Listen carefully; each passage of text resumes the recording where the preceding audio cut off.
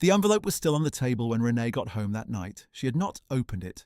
She had not touched it again after the first time. She pulled back the flap and counted the bills with shaking hands, her back pressed against the cold tiles of the diner restroom, her apron still tied around her waist.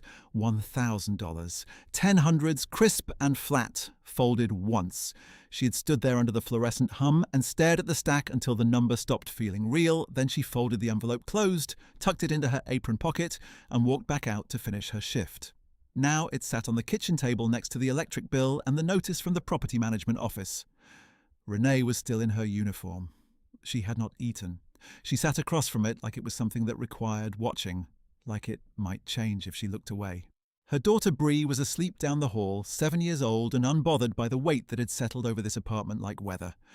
Renee listened to the silence from the back room and thought about what $1,000 would do. It would keep the lights on. It would cover 3 months of Bree's after-school program. It would replace the 2 back tires on the car that had been bald since October.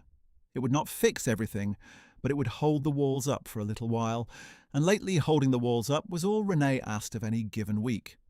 She thought about the man who had left it. She had no idea who he was. She had no idea that the question of who he was would reorder her life. All she knew was that he had sat in booth 7 for 40 minutes, ordered the breakfast plate and a coffee, refilled the coffee twice, left 3 clean plates for her to carry away, and at the end of it left an envelope on the table with her name written on the front in ballpoint pen. Her name, not the server, not just a tip, Renee. Which meant he had read her name badge and chosen it deliberately, and that small deliberate act was the thing that had frightened her more than the money itself. She picked up the envelope. She put it down. She was going to return it. She had decided that before she walked out of the diner, and she had not undecked that decision in the 4 hours since. She did not know exactly what returning it would look like, or whether the man would even come back, but she knew what it felt like to receive something you had not earned, from a person whose name you did not know, and it did not feel like relief. It felt like a debt she had no language for, and Renee had carried enough weight she couldn't name. She went to bed without eating. She did not sleep well. In the morning, she got Bree dressed, walked her to school 3 blocks over, and drove to the diner for the opening shift with the envelope in her jacket pocket. She was, all of her co-workers would later say, exactly who she had always been. Renee had worked at May's Corner Diner for 6 years. She had started the year her daughter was born, when her husband Damon was still in the picture, and the plan was that the diner was temporary, a few months of extra income while he looked for steadier work. Damon had found steadier work eventually, just not in a way that included Renee or Bree. He had left when Bree was 11 months old, moved north, and sent child support sporadically for about a year and a half before the payments stopped and the phone calls stopped, and the word temporary began to look like a permanent feature of the life Renee was actually living. The diner kept her.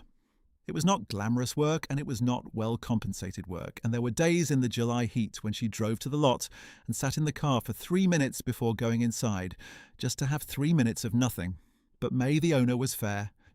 The regulars knew her name. The kitchen staff looked after each other, and Renee was good at it, not in the way people mean when they say someone is good at a job they could do in their sleep, but good in the way that takes effort and care, the way of remembering that the older man in the corner booth liked his eggs over hard and not over medium no matter how it was rung in, and that the woman who came in every Thursday after her dialysis appointment needed the booth nearest the door because the walk was hard for her, and that the table of high school kids who came in loud on Friday afternoons always left exactly as much as they could afford and deserved to be treated like the paying customers they were.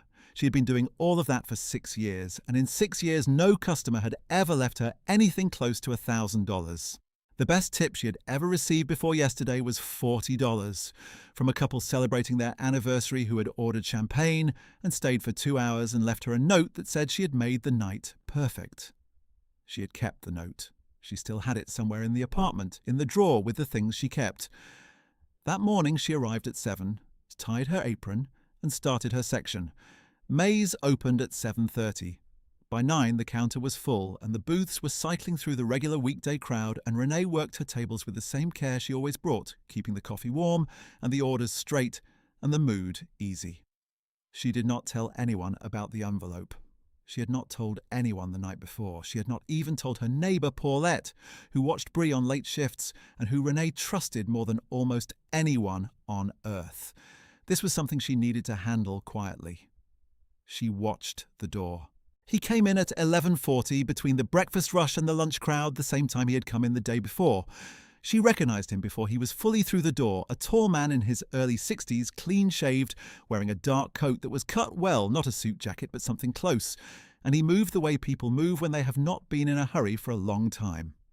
He took booth 7 again without being seated, because booth 7 was not in Renee's section, and she crossed the floor toward him before he had finished settling in. "I can take this one," she told her co-worker Dana, who looked briefly puzzled but handed over without argument. She brought him a menu and a glass of water, and he looked up at her with a kind of expression that was not quite a smile, but was not closed either, a face accustomed to composure. "You're back," he said. "You left something," she said. She pulled the envelope from her apron pocket and set it on the table between them. "I can't keep this." He looked at the envelope. He looked at her. Something in his face shifted, though she would not have been able to name what it was. "I meant for you to have it," he said. "I understand that," Renee said, "and I'm grateful for the thought, but I don't know you and I don't take money I didn't earn." She paused. "You had the breakfast plate and 2 coffees. That comes to $12 and change. Whatever you want to leave on top of that is yours to decide, but not this." He was quiet for a moment. She held his gaze because she had been holding people's gazes across counters and tables for 6 years, and she was not going to stop now. "What's your name?" he said, though he already knew it. "Renee," she said. "I know," he said. "I read your badge." "Then you know I already told you." He sat back.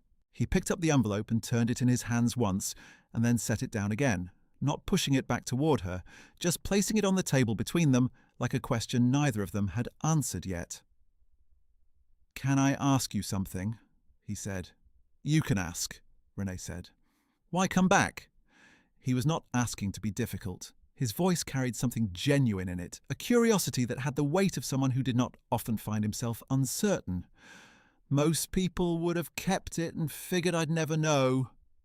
Renee thought about Bree asleep down the hall. She thought about the electric bill and the tyres and the 3 months of after school she could not quite cover. She thought about how easy it would have been to keep it, and all the reasons she had listed to herself the night before, while sitting at the table without eating. "I'd know," she said. Then she took out her order pad and asked him what he would like. His name was Conrad. She did not learn that right away. What she learned first over the next 3 weeks was that he came in every few days, always in that same late morning window, always booth 7, always the breakfast plate or something close to it. He tipped well but within reason, the way a person does when they want to be fair and not to make a statement. He was not effusive, and he was not distant. He was the kind of quiet that comes from thinking, rather than from having nothing to say. Renee served him without ceremony. She kept his coffee warm. She answered his questions when he had them, and she did not ask questions in return, because that was not how she operated, and because there was something about him that seemed to require that she not push. He watched the room when she wasn't at his table. He watched her when she was. She had no idea why. What she did not know was that Conrad Reeves had not walked into a diner in 11 years. He had not in fact gone anywhere ordinary in 11 years. He had a driver, a standing order at 3 restaurants whose owners knew to hold a table, a personal assistant who managed every logistical edge of his week, and a company that managed a portfolio worth a number no one in May's Corner Diner had occasion to think about. What had brought him to that particular stretch of street on that particular Tuesday morning was not convenience and not whim. It was a habit he had formed in grief, a once-a-year walk he had taken for 11 years along a route that ended at a bus shelter 3 blocks north of the diner, the same bus shelter where his daughter Camille had stood one cold morning in February 11 years ago and waited for the crosstown, and where a waitress in a green apron had walked past, noticed a young woman shivering without a coat, and taken off her own and draped it over the stranger's shoulders without a word. He had not known the waitress then. Camille had described her afterward, laughing, embarrassed and touched in equal measure, saying the woman had just done it and kept walking, hadn't even stopped to make it a moment. He had thought of it as a small story, a warm one, and filed it away. Then Camille got sick. Then Camille was gone. And Conrad Reeves had spent 11 years with the story living in his chest like something that would not fully dissolve, because his daughter had been cold and a stranger had been warm. And 3 weeks later, Camille had died in a hospital bed, with her father holding one hand and her mother holding the other. And the warmth of that stranger had been the last kind thing a stranger had ever done for her. He had found the diner by accident, 11 years of walks, and he had not known for certain. The name badge was the same. The apron colour was different, beige now instead of green. But the face, the way she moved. The way she spoke to the older man by the window, not loudly but with a particular care that was not performed. He had stayed for 40 minutes trying to be sure, and by the time he ordered the cheque, he was sure, and he had left the envelope because he did not know how else to begin. He had not expected her to return it. He had not expected the exact quality of what she said when she did. I'd know. Conrad Reeves had spent 11 years looking for a way to repay a debt that had no clear currency, and in 30 seconds at a diner table she had told him who she was more plainly than any story he had heard about her. He went home that evening and sat in his kitchen, which was large and quiet and had not been warm in a long time, and he tried to think clearly about what came next. What he did not know yet was how much she needed what he wanted to give. What she did not know yet was who had been watching her for 11 years without a face to attach the watching to. The two of them were separated by one story, one coat, and a gap neither of them knew was closing. Renee had a system. It was not written down anywhere because she did not need to write it down. She had carried it in her head for 6 years, a running arithmetic that governed every week, and the arithmetic ran like this. The rent was $940 and it was due on the 1st. The electric ran between $80 and $120 depending on the season. Bree's school supplies, her after-school program, the twice-yearly visit to the paediatrician, the cost of feeding a 7-year-old who had recently decided she preferred apples to any other fruit, and apples were never cheap in February, all of it went into the calculation. There was also the car, which was 9 years old and made a sound when she took the ramp onto the highway that she had learned to stop thinking about because thinking about it accomplished nothing. There was the gas. There was the irregular cost of things going wrong, the months when the refrigerator made a new noise, or Bree's shoe split at the sole and had to be replaced, or the shift was cut short because it was slow, and Renee drove home on a Tuesday afternoon with $6.40 in tips and sat in the car again for her 3 minutes before going inside. She made it work because she was careful, and because she did not waste things, and because she had learned in her early 30s that dignity was not a luxury. You could be poor and you could still be the person who showed up on time, who kept the uniform clean, who looked the customer in the eye and meant it, who returned the money that wasn't yours. None of that costs money. All of it costs something. Bree knew her mother worked hard. She was 7, and she did not have the full vocabulary for it yet, but she knew that the word no came with a reason and not an apology. And she knew that the apartment was small and theirs, and she knew that her mother came home tired and still made dinner and still asked about school and still sat on the edge of her bed when she needed to talk. They did not have much. They had the real things, and Renee had decided long ago that the real things were not nothing. But the tires were bald, and the after-school program had sent a letter in October asking families to confirm enrollment for the spring semester, and Renee had held the letter for 2 days before calling to confirm, knowing that she would find the money somehow because she always found the money somehow, but also knowing that somehow was getting harder to find. She told none of this to Conrad. She served him his breakfast and kept his coffee warm, and answered his questions in the plain, even way she answered everyone's questions. And if she noticed that his questions were becoming more specific over time, more particular to her and less general, she stored that observation somewhere quiet and did not draw it out into the daylight yet. He asked her once how long she had lived in the neighbourhood. She told him 6 years since her daughter was born. He asked her daughter's name, and she said Bree, and he smiled at something he didn't explain, a private thing that passed across his face and was gone. He asked her once carefully whether she had grown up nearby. She said no, she had grown up across the city, east side, near the water. He nodded as though this confirmed something. She asked him just once what he did. He said he ran a company. She said what kind. He said investment, broadly, and smiled a little when he said it, not proud but self-aware, the way a person is when they are describing something that sounds larger than they want to claim in this particular context. Good for you, she said, and meant it without ceremony, and refilled his coffee and went back to her section. She was, all of her co-workers would later agree, entirely herself every single day. It was Dana who brought it to Renee's attention, a Friday morning 3 weeks after Conrad had first walked through the door. Dana was 24 and had been at Maze for 8 months and noticed things with the accuracy of someone who was still interested in most things. "That man in 7, she said to Renee, leaning against the counter between rushes. "He's been coming in for weeks and he only ever sits in your section." "He prefers booth 7, Renee said. "Booth 7 is my section." Renee looked at Dana. "You told me to give it to you the first day," Dana said. "And every day since you just take it. I'm not complaining, I'm just saying. He asks for you." Renee thought about this on the drive home. She thought about the envelope. She thought about the way he had looked at her that first morning when she put the envelope back on the table, the thing that had shifted in his face that she had not been able to name. She had been around enough people to know the difference between a man who wanted something from a woman and a man who wanted something else entirely. And Conrad was the second kind. There was a weight to how he looked at her that was not possessive and not calculating. It was more like recognition, like a person looking at a familiar street after a long time away. She did not know what she was to him.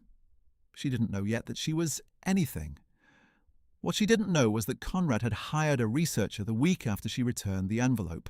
Not to investigate her, he had told himself and the researcher both, but to confirm what he already suspected, to trace the specific thread of a morning 11 years ago and verify that it ended where he thought it ended. The researcher had come back in 4 days with a single page. The diner's address matched the route. The approximate age matched. The name on the badge, uncommon enough, matched a Renee, whom a former co-worker at a prior diner remembered as exactly the kind of person who would give a stranger her coat in the cold and keep walking. There was no dramatic revelation in the researcher's report. There was just confirmation, precise and quiet, of something Conrad had already known in his chest. He had taken the report home and sat with it and thought about Camille. Camille had been 23. She had been finishing her last year of a nursing degree. Working nights at a coffee shop to cover tuition she would not let her father simply pay for because she was that kind of woman. Stubborn in her dignity the way her father had once been and had since let atrophy under the ease of wealth. She had been cold that February morning because she had given her own coat to a woman sleeping rough near the transit stop and had gone to the bus with nothing. And then a stranger had given her a coat and she had arrived at her classes warm and she had called her father that evening, laughing, and told him the story of the coat given and the coat received, and said, "Dad, the world does that sometimes. It does that." She was gone 3 weeks later. An aggressive cancer the doctors had not caught in time, moving faster than anyone had prepared for, and Conrad had said goodbye to her in a hospital that his money could not improve because the thing killing her was not something money addressed. He had carried those 3 weeks and everything in them for 11 years. He had carried the coat story in particular because it was the last time he had heard her laugh. He folded the researcher's report and put it in the drawer with Camille's letters. And then he thought about how to proceed in a way that did not do damage to the woman he had been watching for weeks, who was clearly a person of such stubborn integrity that she had returned $1,000 she could not afford to return and had not explained herself beyond 3 plain words. He needed to proceed carefully. He was very aware that carefulness had not been his strongest quality when it came to the people he loved. It was a Thursday when everything changed, and it changed the way Renee had always suspected change came. Not with a lot of noise, but with a single quiet fact arriving in the room and rearranging everything around it. Conrad came in at his usual time, late morning, and Renee brought his coffee and his menu, and he said, before she could step away, "I'd like to tell you something if you'll allow it." She stopped. She looked at him. He said, 11 years ago in February, my daughter was standing at a bus shelter about 3 blocks north of here. She didn't have a coat. A woman walked past and gave her one. My daughter called me that night to tell me about it. She thought it was the most remarkable thing." Renee stood very still. "My daughter died 3 weeks later," he said. "Cancer. She was 23. He said it evenly, the way people speak about things they have carried so long they have made peace with the carrying, even if not with the weight. The coat story was the last story she told me that made her laugh. I've thought about it ever since." Renee's hand had found the edge of the table. "I believe that woman was you," he said. "I'm not certain. I was almost certain before, and your coming back with the envelope made me completely certain, because the person who gave a cold stranger her coat without making it a moment is the same person who returns money she can't afford to return because she'd know. The diner continued around them. The kitchen made its sounds. Somewhere a cup was set down. Renee said, very quietly, "What was her name?" "Camille," he said. Renee let the name land. She'd given that coat on a cold February morning without thinking much about it, the way she did most things that were the right thing. She had not remembered the girl specifically. She had given away a number of things over the years to people who needed them more than she did, and she kept no ledger of it because keeping a ledger would have meant doing it for a reason. And she did not do it for a reason. She did it because it was what you did. She had not remembered the girl's face. She had not thought about her since, but the name Camille, spoken by this man in this booth at 11:40 on a Thursday morning, landed in her chest with a weight that was not grief exactly, but was its neighbour. A young woman had been warm on a February morning. A young woman had laughed about it with her father. A young woman was gone. "I'm sorry," Renee said. "About your daughter." "She would have liked you," Conrad said. "She was stubborn about the same things you're stubborn about." Renee almost smiled. She was holding the edge of the table, and she made herself let go of it, steadied herself, straightened. "Why didn't you just tell me?" she said. "When you came in the first day. Why the envelope?" He was quiet a moment. "Because I didn't know how to start," he said. "I knew I wanted to do something for you. I didn't think about whether you'd want it." "People generally want money," Renee said. "You didn't." "I told you. I didn't earn it." "No," he said. "You earned it 11 years ago, and you've been earning it every day since, without knowing anyone was keeping track. The world keeps a ledger, even when people do not." Renee had not known there was a ledger. She had not known that a morning she had forgotten had been carried forward in someone else's memory like a debt waiting for its address.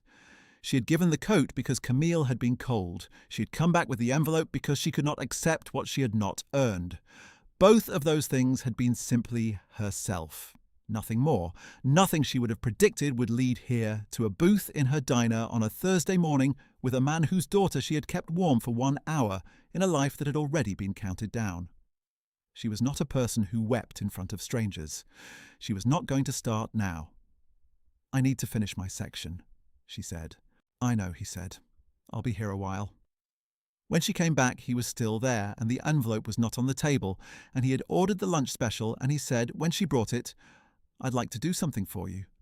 Not because I think you need saving, and not because I want to own anything, just because my daughter was warm, and then she laughed, and then she was gone, and you were the reason for the middle part. I'd like to do something with that, if you'll let me." Renee looked at him for a long moment. She thought about the tires. She thought about the spring semester letter.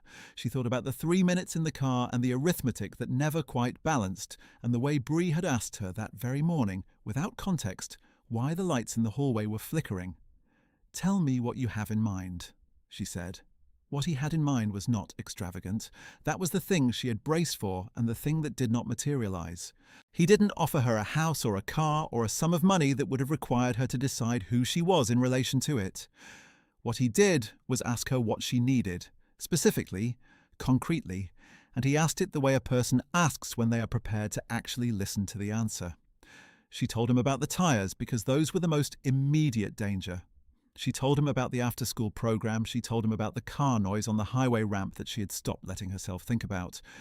She told him, after a pause, about the electric bill and the way Winter ran it up and the way she budgeted for it, but it still surprised her some months. He listened. He did not interrupt. He did not offer commentary on any of it. He asked one clarifying question, whether the car noise was the ramp itself or the car, and she said she genuinely didn't know, and he said he knew a mechanic who was honest, and would he be able to send her to him? And she said that depended on what the mechanic would be told about who was paying and why. He smiled at that. "I'll tell him you're a friend of the family," he said. "He won't ask more than that." The tyres were replaced the following week. The mechanic found the highway ramp sound and fixed it for less than she had feared, a bearing that had been going soft for months. And the bill came to $240, which was real money and not so much money that she couldn't eventually settle it herself if she chose to, and she held that number in her mind like a thing she could carry. Conrad paid for the spring semester at Bree's after-school program directly, at Renee's insistence, as a payment to the program rather than cash to her. He had sat with that condition for 30 seconds before agreeing, because he understood that the distinction mattered to her and that its mattering was the whole point. He came into the diner less often after that, but he came. He always sat in booth 7. He always asked for Renee. When the lunch rush was slow, she would take 5 minutes and sit across from him with a coffee she had poured for herself, and they would talk. Not about money and not about Camille in any heavy way, but about the neighbourhood and about Bree and about a documentary he had seen and a book she had been meaning to read. He told her once, quietly, that the year before Camille died he had been the kind of person who thought money solved most things. He had not entirely lost that belief, he said, but he had learned to be less certain about what it solved and how. Renee said, "It solves the tyres, that's not nothing." He laughed. She had not heard him laugh before. It was a good sound, deep and a little surprised, like a man who had not expected to laugh and was glad to find he still could. Spring came, and Bree finished the after-school semester and performed in a small recital that her program put together in April, 12 children in a gymnasium, doing a series of dances they had been practicing since January. Renee sat in a folding chair in the second row and watched her daughter move across a gymnasium floor in a blue dress that was only slightly too big, arms out, entirely committed to the choreography, and felt the kind of feeling that does not reduce to a word. She had told Bree simply that a kind man had helped with the program because he believed in it. Bree had accepted this with the directness of a 7-year-old for whom the logic of kind men helping things they believed in was self-evident. She had asked once if he was a friend of Mom's. Renee had thought about it. "Yes," she had said. "I think that's right." She had sent Conrad a photograph from the recital, just one. Bree mid-dance with her arms out and her face entirely concentrated. He had texted back 2 words. "She's wonderful." Renee had read it in the parking lot and sat with it for her 3 minutes before driving home. And for the first time in a long time, the 3 minutes were not for bracing. They were just for feeling the things she was feeling. A year after the recital, Conrad offered Renee a position, not in his company. He had a foundation separate from the investment work that his daughter had been in the process of setting up before she died, a fund meant to help women in the service industry access educational resources, the kind of persistent, incremental support that his daughter had said the people around her needed and never got. The fund had been sitting largely dormant for 11 years because he had not known how to staff it without feeling like he was filling a space that could not be filled.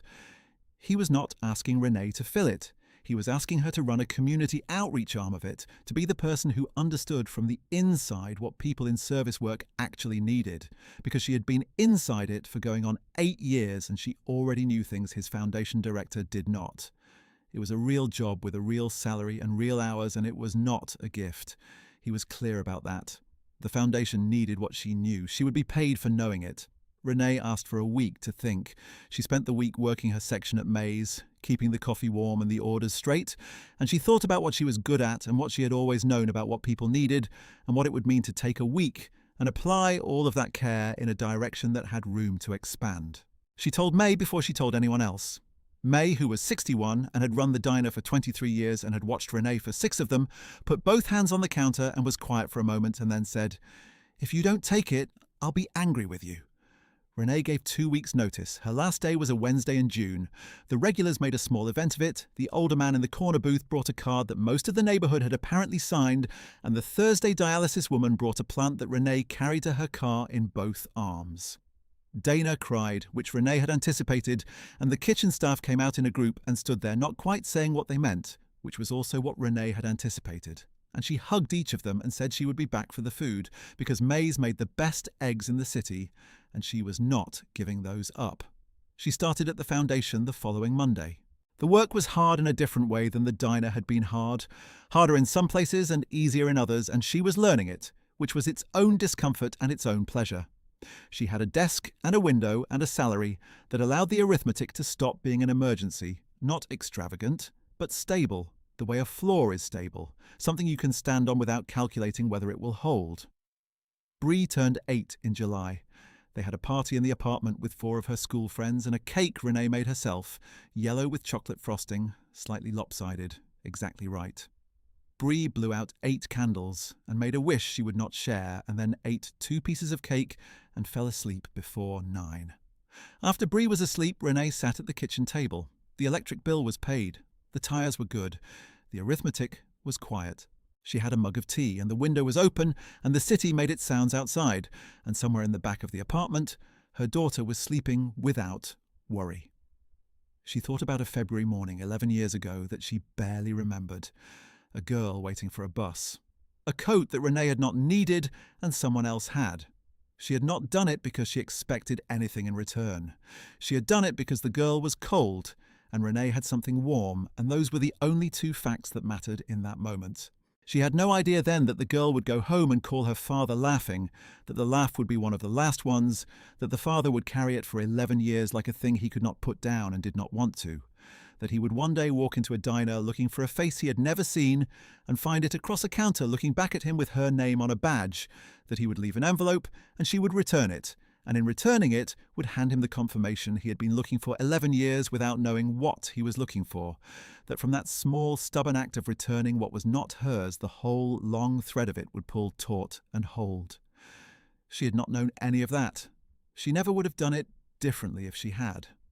On the windowsill above the kitchen table there was a coat hook she had screwed in herself the year Bree was born, back when the apartment was new and they were just settling in.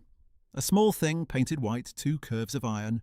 Bree's jacket hung there now, the purple one with the zipper that stuck sometimes.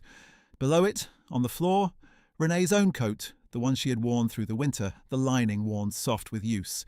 It was not the same coat. Of course it wasn't.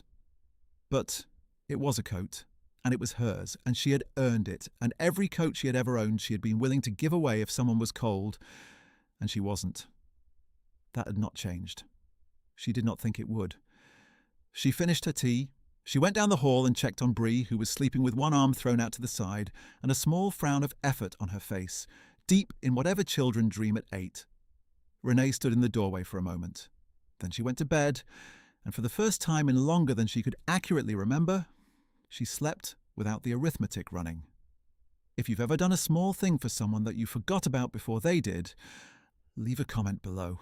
Those stories matter more than we know. More. And if you want another story about a person who gave what they had and got something back they never expected, there's one waiting for you right here. This story is a work of fiction, written to honor the real people who live it every day.